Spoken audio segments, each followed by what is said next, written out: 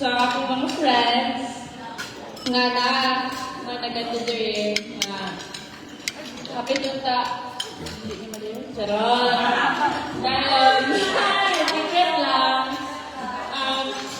Thank you po sa mga parents na nag-support sa akong mga friends. Kaya mga lechon manok o mga lalag mo sa Valencia. Kaya syempre sila may ghanap itong allowance. Then, ano ba ng goods kayo ng mga friends, parents, kayo one call away, then like, kung unsa yung trip na ni kang mananan, kay for the go regular tanan, wala ka na, ay, dili na maginganan, kay ani. Like, happy go lucky lang jud niya kung unsa trip sa isa, trip sa tanan, ingana niya. Always walking diri sa FBC every afternoon class, ay after sa klase. Then, even though lagi, as they always say, gagawa tapat na. I mean, wala mo sa gawa tapat. Hindi na siya mauban.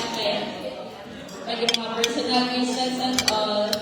But still, naagay ko mga close friends na nag-stay, nagpabilin as friends. Then, hopefully, yun isang pag-graduate na ta, maging professional na ta, or registered here someday.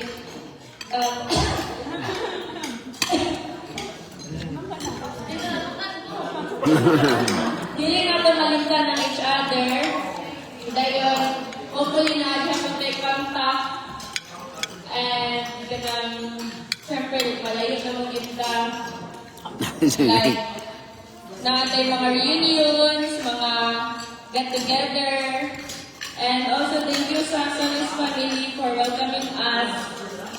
And since first year pa yun, what did you expect na foster parent na kasi sa Rocky kay first na ko RD sa yaha kay sa suction and oxygenation. Nandiyan din sir guys, promise.